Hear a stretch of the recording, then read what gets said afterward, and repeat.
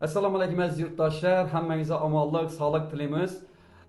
Ayrim blogerlar kecha chiqargan videolarında Jaku Show va meni to'g'rimda muhokamalar qilib, aynan meni shaxsima nisbatan haqoratli fikrlarni bildirganlar va ijtimoiy tarmoqlarda musqirib ustimizdan gulib, xil kommentariylarni yozib, nafsoniyatimizga deyib, bular bo'lmas gaplar bilan ayollarni kiyimini giyib yurgan bu avvaldan. Hava bugungi kunda ham qimor o'tirib turibdi degan tasdiqlanmagan hech qanday ma'lumotlar bilan bizlarga yana tuhmat qilib o'tiribdilar.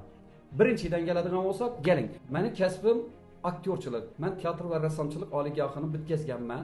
Endi hayot tarzimda shu Pashsha Mamo obrazi kelib qoldi. Bu obraz orqali bizga o'zlarimizda minus yasab, ya bir odamlarni bir boshqa narsaga da'vat qilganimiz yo'q.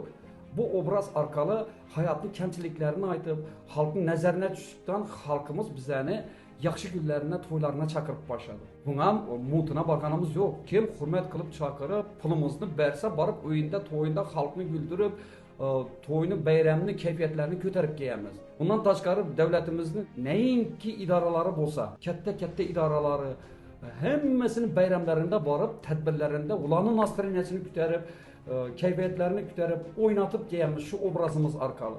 Gerek olsa mustaqilligimizni katta bayramlarında, katta shu avesta sahnalarına chiqib turib, sho'lardan chiqish qilganmiz, respublikadan ko'rsatilgan.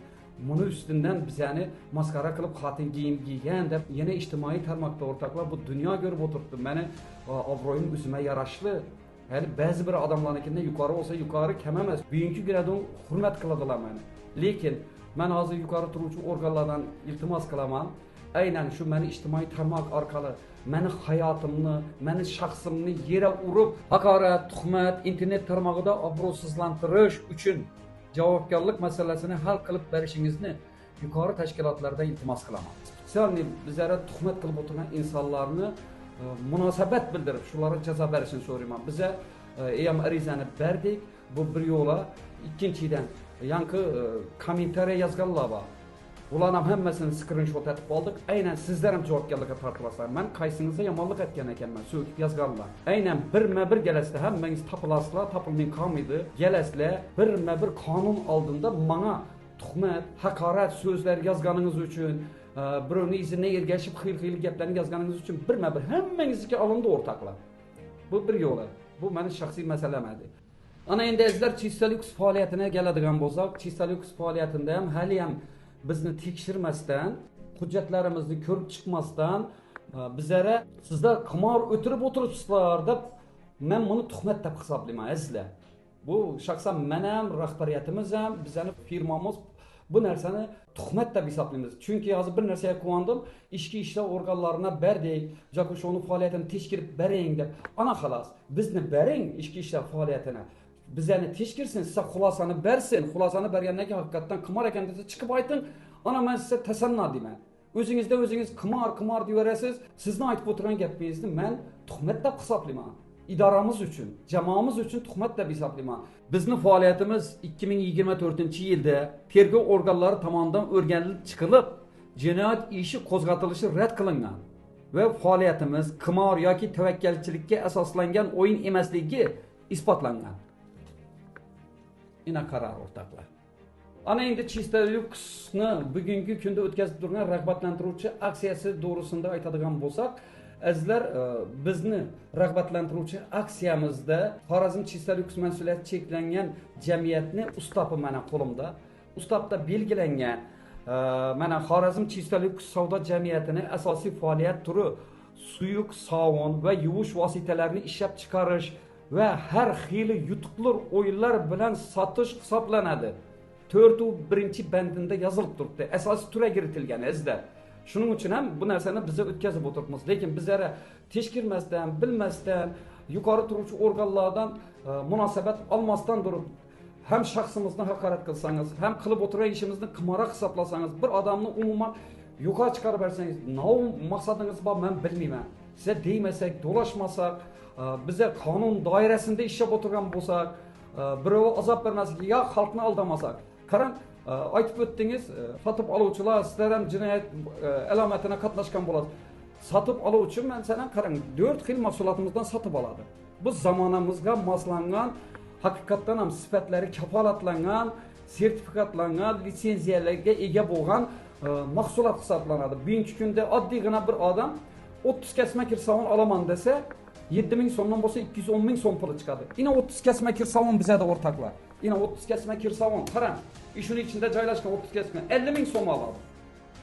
Eğer de iş 4 xil mahsulotni birden satıp alsa bitta rakam qo'shib beramiz, vaqti kelsa bir narsa chiqishi mumkin. Endi bu narsa faqat bizda emas axir. Bugungi kunda men hozir o'zimcha bir bilganim bir 12-13 katta magazinlarni oldinda damasa turibdi. Girasa 1 milliondan ziyod savdo qiladigan bo'lsang, telefon nomeringni bir qog'ozga yozib, o'rab latatorga tashab ketasan. Ularda bilinmem necha odam bo'lgandan keyin o'ynatib beradilar. Tashab ketasan, vaqting kelsa haftadan keyin o mendan televizor olaverdingiz, og'a mashinangizga kiting deb telefondan.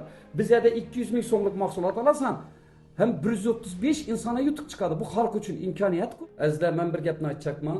Birinchidan biza blogerlarga ma'lumot berishga majbur emasmiz. Bizni hujjatlarimizni haqqoniy, noqonuniy ekanligini tekshiracak bo'lsangiz, yuqori turuvchi organlarga murojaat qilinglar. Sizlarga javob beradilar. Biza qonun ustuvor bo'lgan davlatda yashab turibmiz. Bu yerda qonundan bir qadam chiqadigan bo'lsang ham joyingga olib borib qo'yadilar. Dunyoda eng qonun ustuvor davlat bu O'zbekiston o'rtoqlar. Shuning uchun ham hamma mashinani ko'chaga qo'yib ketaveradi. Tinch yo'q, chunki qonun ustuvor bizda. Endi bizlarga tuhmat qildingiz, kommentariyada yozdingiz, sizlar ham kanal oldida javob berasizlar. Biza blogerlarga ma'lumot bermaymiz va blogerlarga o'zimizni o'ynatib ham qo'ymaymiz. Üstümüzden güldürüp ham qo'ymaymiz. Nimaga deganda o'zlarimizning obro'yimiz yetarli azizlar. Shuning uchun mana shu kechagi videodan keyin kommentariya yozganlar va video chiqargan insonlar albatta yuqori turuvchi tashkilotlar sizlardan iltimos qilaman, shularga bir munosabat bildirib jazolab berishingizni so'rayman. Men qo'limdan kelgancha bir tushuntirgan bo'lishim kerak.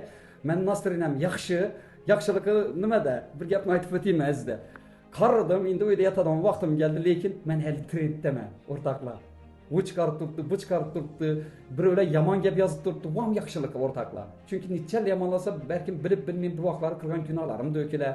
Chunki Allohga beada shukr uyina borib ziyorat qilib kelgan odamman. Eğer qimor bo'lganda, eğer xalqqa ishi narsa hukumat tomonidan mumkin bo'lmasa yoki dini islom tomonidan meni qilib o'tirgan ishim dini islomga to'g'ri kelmaydigan bo'lsa, men bu yerda o'tirmas edim. Shaxsan o'zim odam sifatida, bir normal odam sifatida. Çünkü üzümün obro'yimni bilaman. Bolalarım Xudoga shukr hayotda o'rnini topgan, ikkisi ham pul ishlab yotdi. Birisi el nazariga tushgan san'atkor, gunda to'yda yuribdi. Bir o'g'lim yana katta tadbirkor bo'lib, hozir Xitoyda yuribdi. Men ishlashim shart emas aslida, lekin bu jamoani liboy ishi uchun men liboy narsaga durib beraman. Shuning uchun ham sizlarning oldingizga chiqib turibman azizlar. Sizlardan iltimos, keling bir-birimizga yaxshi bo'laylik. Urush navoga kerak yaxshi gap turganda. Kerakmaydi-ku. Shuning uchun to'g'ri tushuninglar, xafa bo'lmanglar. Kim yamonlik qilgan bo'lsa, chuquraqini o'zi yiqiladi deb o'ylayman. Shunday ekan azizlar, shu degan aksiyamiz ham yakunlab bormoqda. Bizni mahsulotlarimizdan xarid qiling, aksiyamizda qatnashing va omadingiz kelsa biron bir sovg'ani egasi bo'linglar. Hammangizga omonlik, sog'lik tilaymiz, yaxshilikda ko'rishamiz.